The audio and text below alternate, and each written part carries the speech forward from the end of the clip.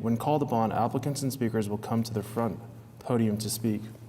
Only one person at a time should come to the podium. Please do not approach the podium until it has been vacated by the previous speaker. Please speak into the microphone and identify yourself and provide your address for the record when you begin speaking. Address your comments, questions, and testimony to the commission. Please limit your comments to 3 minutes. It is unnecessary to repeat testimony previously given by others. Citizens may address the commission on agenda items by responding to chair's call for speakers during discussion on each item and signing the speaker's log at the podium. All comments must be relevant to the item. The chair or presiding officer may, in his or her discretion, prohibit a person from addressing the committee and/or remove that person from the council chambers if that person commits any disorderly or disruptive behavior. Please see the agenda for more information about these requirements. If you are parked in the Sheridan Walker parking garage north of John Rex Elementary School or the Arts District parking garage immediately south of City Hall, staff can provide you with a parking validation ticket. The agenda and documents are located at okc.primegov.com/public/portal. You would then select the Urban Design Commission meeting, then click on the agenda item, and the relevant documents will come up below the item. Please see the agenda for additional information regarding meeting procedures and the review process. Keith? Holmes? Here? Apatone? Here. Black? Here. Cow? Here. Peoples? Here. We have quorum. All right. So item number 2, approval of last month's minutes for November 20th, 2024. Do we have a motion or any comments?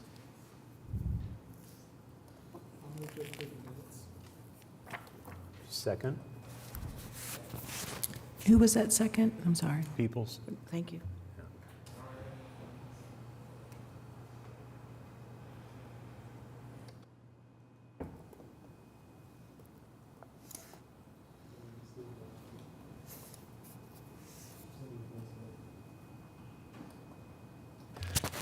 Holmes?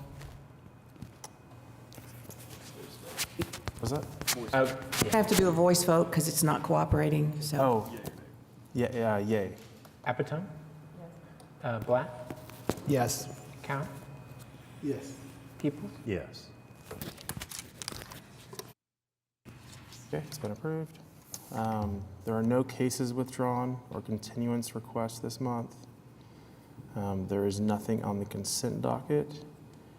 And we have 2 items on the cases for individual consideration.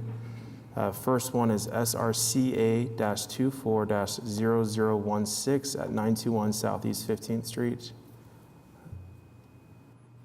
Good afternoon, Laura Griggs, Planning Department. This item has been on your agenda and continued a couple of times, and I included the information on the top. They actually acquired additional property, shifted this proposal to the east of the new Santa Fe South Elementary School.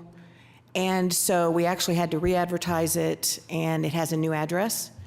And so the staff report does have some additional activities that they're doing because it shifted down. For example, there's a couple of billboards they're taking down, that kind of thing.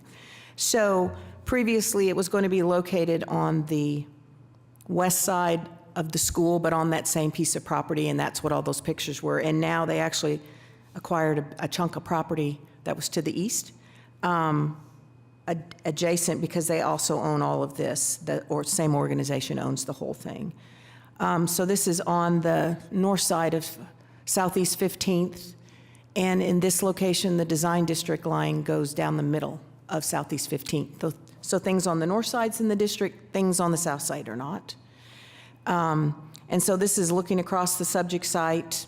It obviously had some houses or something there at one time, and you can see the billboards that they're going to be taking down. That's the other side of them, and this is looking back toward the east. And this is adjacent. I called it a house, but I'm not really sure if it's because it looks kind of vacant. And so this is to the southeast. There's a Family Dollar, and then further down the east, there's a 7-Eleven. And those are referenced in the staff report because of how far they're set back from 15th Street. Although they're not in the district, they're still in this neighborhood. And then this is directly south is a auto glass. It's a huge metal building that goes pretty far back. And then to the west of that is the Housing Authority has a complex that is in that area. And so this is adjacent to the west. This picture doesn't show it, but this is where the school is now. And I take most of my pictures off Google Earth because I run out of time and don't get out in the field. So if you go out that way now, you will see the school buildings, and the school is in operation. And I'm very excited that they were able to get that up and running as quickly as they did. So FaithWorks is who has this property. They have operated a thrift store in this area. That thrift store was torn down on the school site, and so they're wanting to build a new building for their thrift store, which is part of their fundraising activity, and that is what they're proposing to put on this piece of property. And so I included all of the information about the property in the area, the rezoning of where the school is, because that's a SPUD, and the approval of the school site by the Riverfront Design Committee. And since they are no longer, you all get to continue the approvals on this property. So as you saw in the staff report, there's only one issue that I discussed, and that deals with there is a maximum setback in this sub-district, which is the Regatta District of Scenic River. And as odd as it is, the way it's worded is a minimum of 80%. So 80% of the building has to be located on the property line adjacent to the right-of-way, which is very unusual because that is not how buildings in this area have been done historically. They could have 20% that are set back more than that. And so this proposal, as you saw in your packet, had the parking adjacent to the roadway, landscaping in that area, and then the building on the back of the lot. And so as I discussed in the staff report, the traditional development in this area has been the buildings are set back. A lot of the houses were set back 30 feet. We have the auto glass building that I showed you in here, and measuring off Google Earth, that is set back about 75 feet, and that's across the street from this. And then you have the Family Dollar here, which is set back 100+ feet back from the property, back from the street property line. The 7-Eleven is set back even further than that. And since Scenic River was established in 2007, the only thing that we've really approved in this area has been the Santa Fe South grade school, which is in temporary classrooms. I don't know, temporary is not defined, so it could be there for a time frame, but just glad that they were able to reestablish a grade school in this neighborhood since Oklahoma City Public Schools had closed down the grade school that was in this neighborhood due to structural reasons. So the zoning for this property, where they want to put the thrift store, the subject site, is zone C3. Typically, that zoning has a minimum of a 25-foot setback.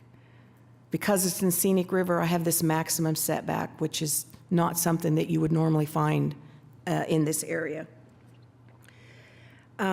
Constructing the proposed building on the property right-of-way line would require the proposed sidewalk to be relocated closer to the street, because as they're proposing now, it is going to be on private property, which is what they did on the school site to get it further off the street. So they're proposing to align their new sidewalk with the one that they put in on the school site. Staff supports the proposed setback since it would be in keeping with the current development pattern in the area, and we feel that that would be the correct thing to do in this case. So do you have any questions for staff? We do have the applicant here with some additional setback information on other buildings in this area. No questions. No questions? Okay. Anyone, an applicant here to speak? Okay, and I can pull this up. Okay, let's see if this works. If I click this. Okay, Hi, Mike Patterson, AMP Studio, 216 Cricket Hollow. This is our proposal for the thrift shop. Laura hit on a lot of great things about this project. I quickly put together the site plan, really just show the distance of the setbacks from the property line to some of the other existing buildings. Several of them are, 75, 85 feet or more from the existing property line. One thing that inhibited us from being on the property line was the depth of the lot. There is a requirement that they need to get a box truck to the warehouse stores, and for us to do that and have the building on the property line just wasn't feasible to have the turning radiuses that we needed. Another thing that was a factor was safety. There's a large safety concern for crime in this area, and so they want the parking lot to be well lit and occupied and visible to the street. So that's another reason we want to push the building back as far as we could. And then another thing that came up, can you go back to some of the photos you had? we'll do my best. There are large transmission power lines Let me along go the like- property line that if we've I go had to like- put the building oh, underneath Yes. Excellent, okay. to meet that. This one? Yeah, Is that'll that work. what you're trying to point out? Yeah. Is the large transmissions lines that run On the down property that line. side So of it's another 15th Street? hindrance for the property. What else do you want to know? Do you have any other questions? It's also if we go back to mine, sorry for this, Laura. You can see the outline of the original thrift shop was also set back. So Oh. traditionally it had always been there in that location. Yeah, it was It was right there. way back here, back at the edge of where I put that label. So it was even further back because it actually was physically located behind where the alley would have been. Because there's no physical alley. No, it would have been closer to 14th Street than 15th. Yes, they Yep. were closer to 14th and 15th, although their parking was between them and 15th Street. All right, thank you. Okay. All right, thank you. Anyone have any questions? Did you sign in? I did. Thank you. Not so much a question, but I agree with what's been said. I mean, typically, if something's existing non-compliant, we don't necessarily try to guide somebody in that direction. And if other buildings didn't happen to be, we would always make these compliant. But I think that the parameters of the site and the condition, I mean, just the general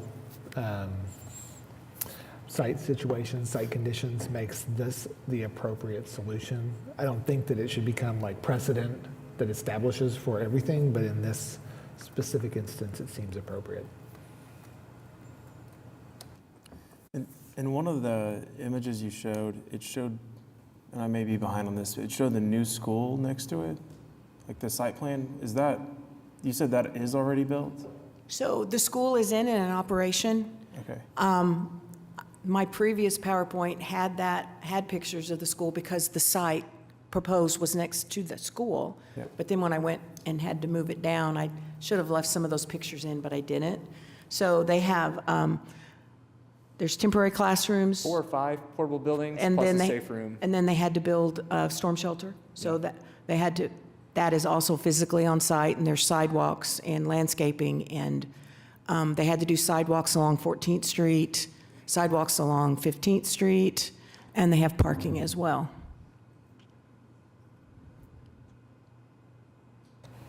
What was the distance?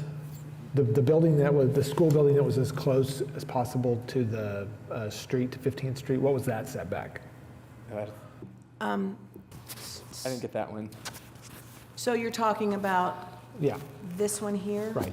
It's back from the, everything is, 100% is off the property line, which Yeah, essentially is it what we're is. discussing. So we had a spud zoning in that area that we were utilizing when that one was laid out. But just eyeballing it, because I know what the next, You've got at this least- one over here down on the west was about 25 to 30 feet. And I think that from the property line, his measurements are from the curb, but I think this school is in line with this building, which was 25 to 30 feet. Okay.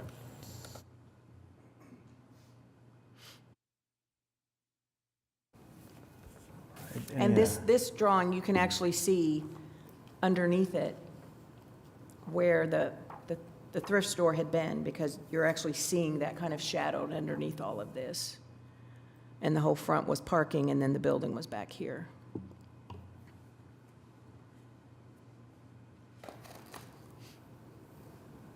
I don't have any other questions, and if anyone else does or anyone wants to make a motion, feel free. I'll make a motion, and it'll be actually 2 items in line with the staff report. So the first motion will be to approve the application on the basis that the project complies with the regulations and guidelines of the Scenic River Overlay Design District Zoning Ordinance as referenced in section C and D of the staff report, with the condition that the applicant obtain a variance from the Board of Adjustment from table 13500.6 front yard setback regulation requiring a minimum of 80% of the front facade of the building to be located at the back of the right-of-way.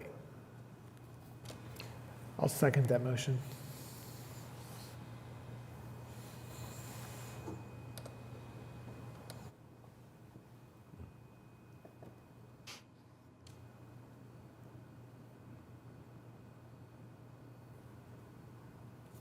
Okay, that item has been approved. We do have a second item on that. All right, It's a thank you for your motion as time.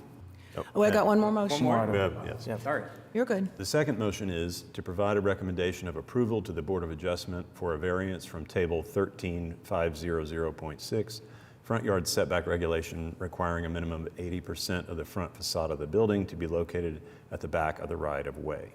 And I'll second that.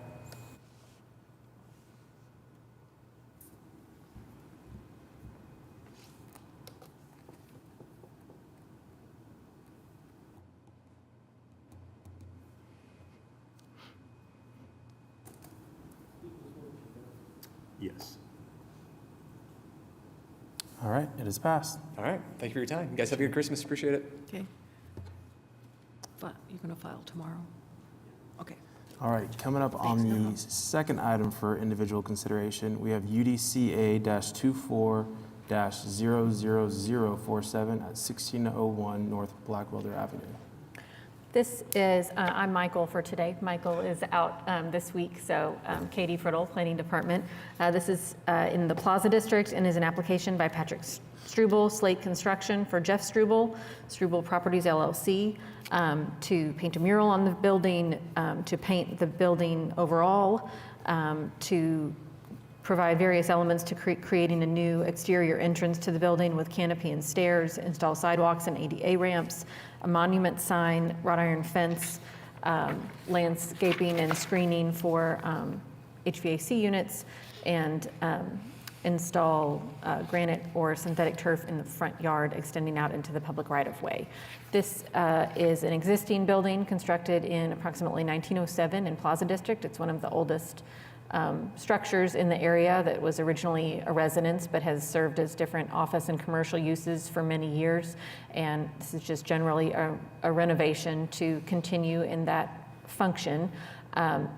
Most of the application meets applicable guidelines and regulations. The 2 areas that staff raised as a concern are, one, the requirement that landscaping where setback from the build-to line be a landscaped area where it's not a hardscaped plaza or entryway. What's proposed is decomposed granite throughout most of the yard where you currently see sod.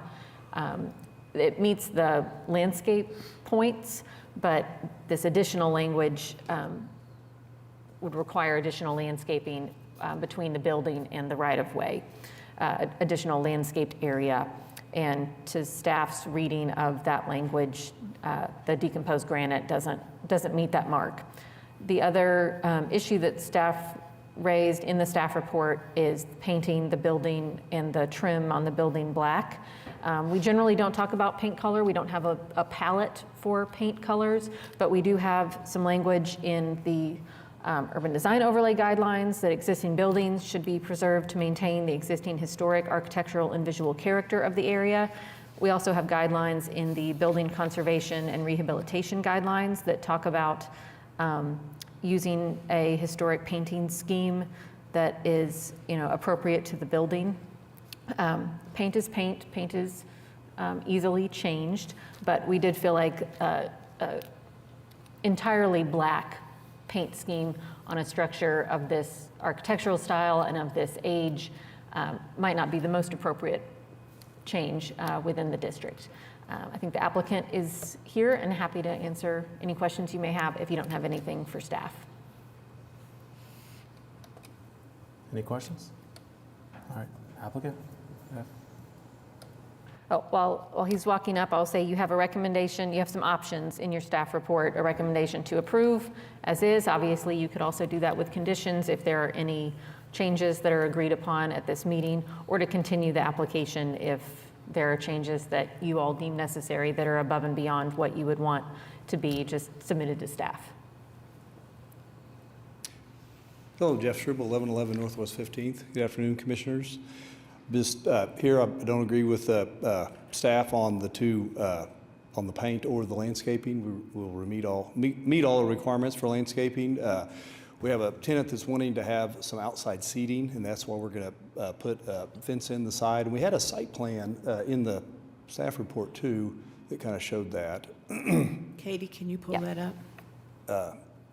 And then as far as the colors, we do have an artist doing the mural that the potential tenants are wanting that color for their business and the murals they're wanting to put on. So that is, so we will have landscaping in front and behind the stairs on the where the kicks out there, and we have 3 mature trees and landscaping up front. So I think it's going to be, and then we'll have, there'll be tables and, umbrellas and stuff on the side with some colors to make a nice kind of side kind of seating area, play area for people's what their idea is. But I'm here to answer any questions.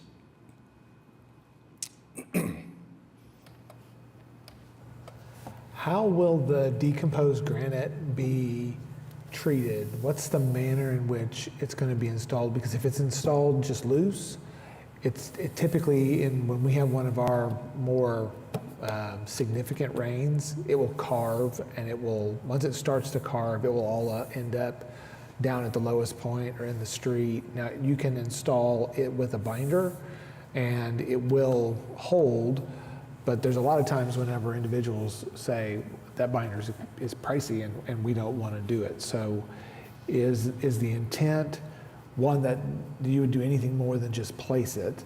So we'll be putting fabric underneath, and then there will be there could be a border put around that would keep it in place, and also we have turf as an option too. So we had turf or crushed granite. So we had both of those as an option.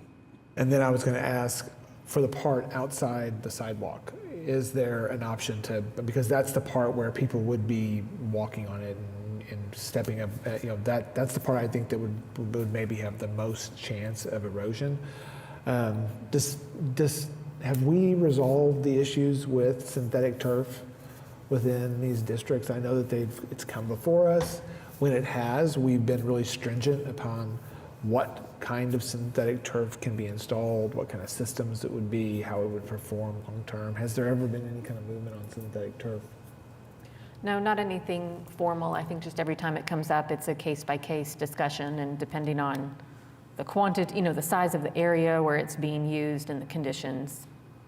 I think there are some synthetic turfs that are appropriate and look good. They perform long term. They do exactly what you want it to do.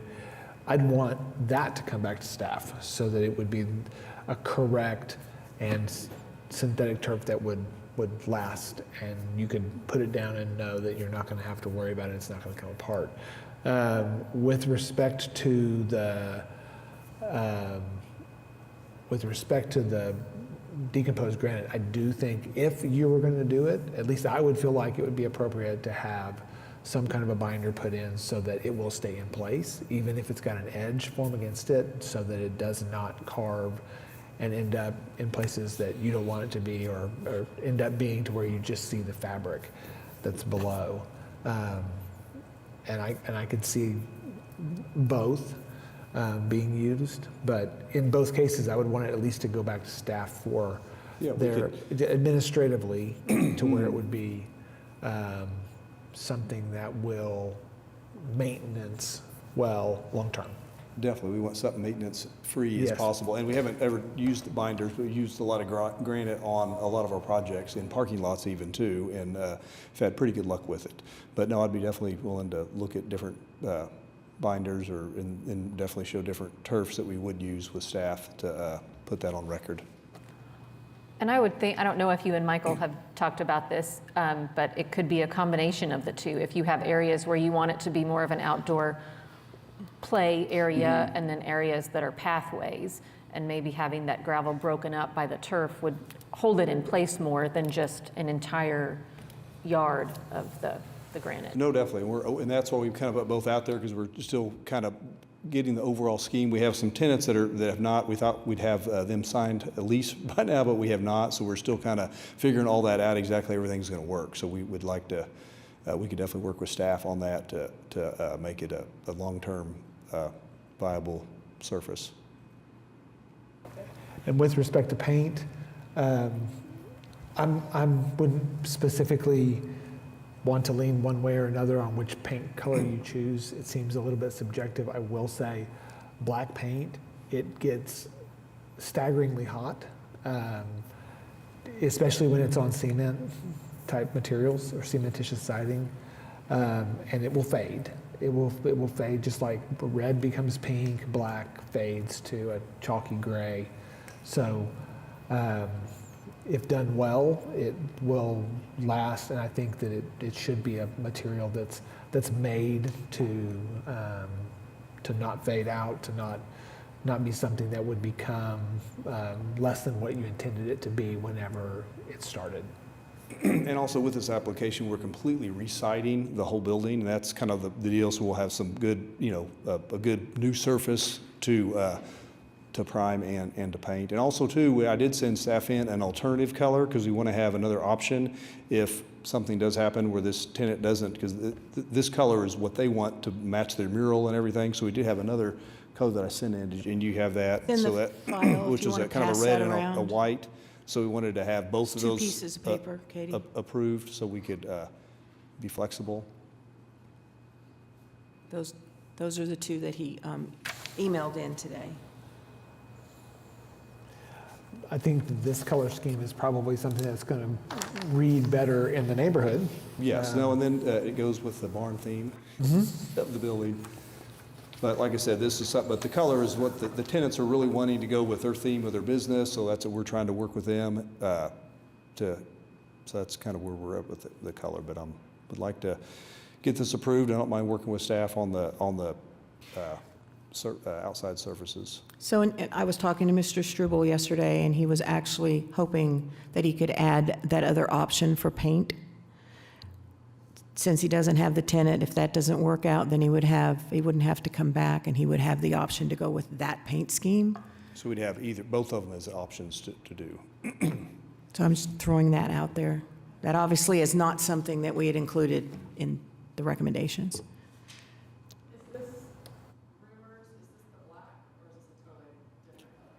That is a red. So it's like a red and white. Red, white, correct. Correct, it's a, yeah. It didn't print out very well. What was the original color of that building? I mean, it's green and off green right now. That looks I think it was a brown or something originally. I can, Katie. But that was like Yeah, there we back- go. Yeah, green's what it is now, yeah.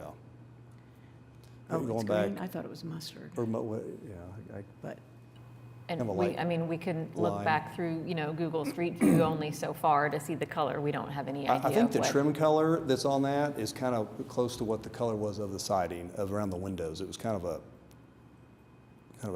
tan color, if I remember right, but that's going back 10, like 12 the trim around the years. windows? Yeah, That-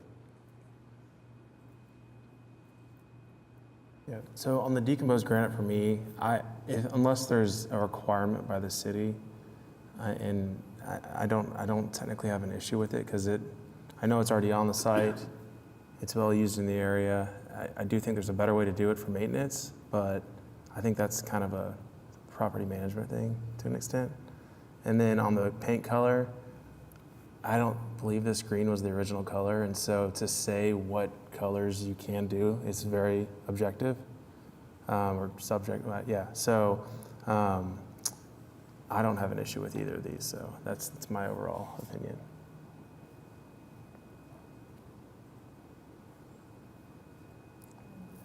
If we have any other comments, questions, or a motion.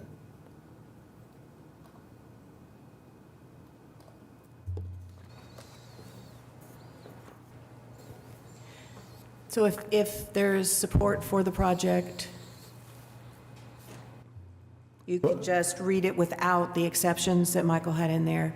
If there's a support for the project and adding the other paint options, you would just need to make a reference to that alternate paint option in it, since that was not part of what was written.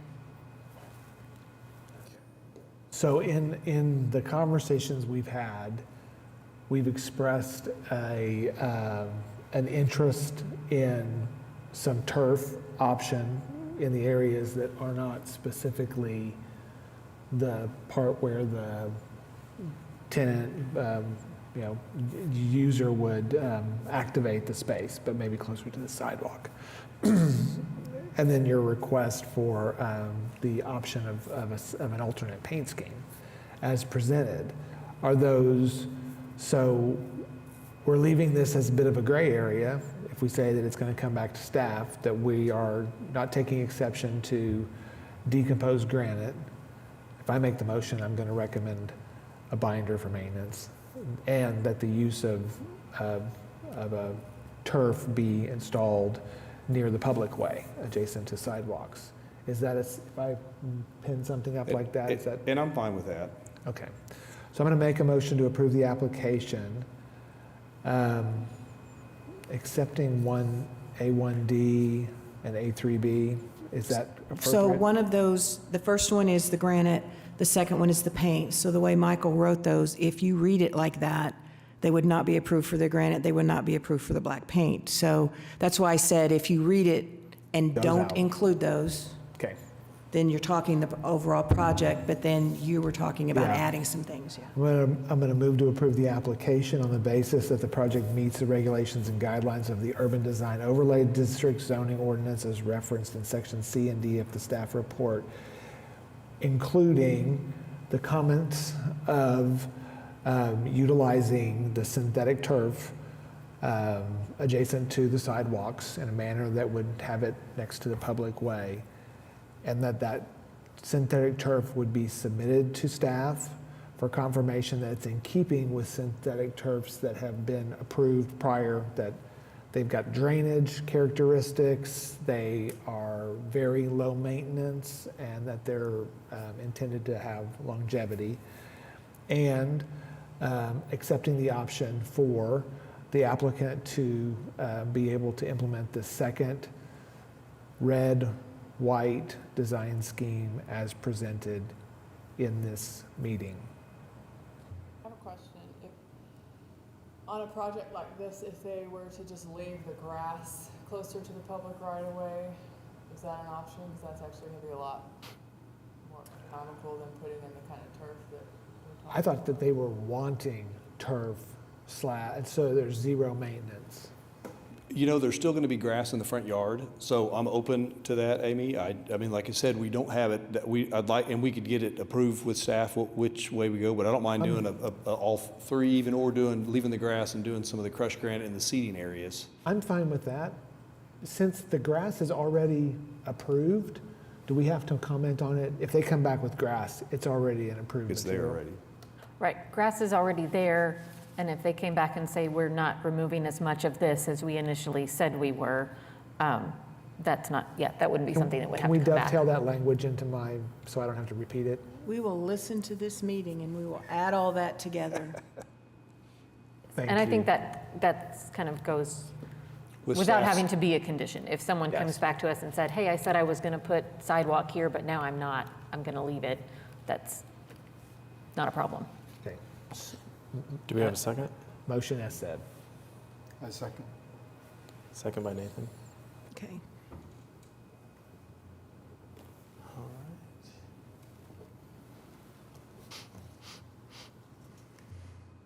It's passed. Thank you. Appreciate it. You guys have a good afternoon. Thank you. Thanks. All right. And I know we're seeing an item C here. I don't know if everyone else is, but that is the same as item A. So we will not be doing that under individual consideration. Other business, there's none. Communications, we have administrative approval report.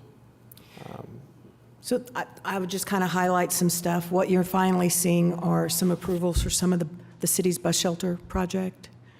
Scenic River is that first one in there. And then the urban design one is down on 4. So hopefully soon you'll start seeing some of those go in. It's existing bus stops, and they actually are going to be putting in some shelters and some new amenities.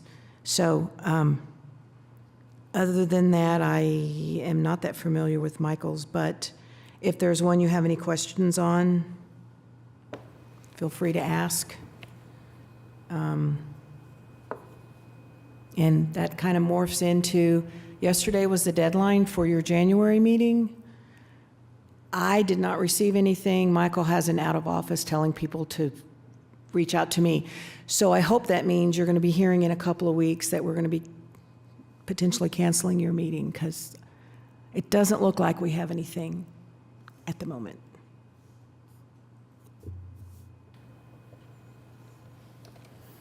All right, thank you. Any comments from commission members? Do we have any updates from the mayor on?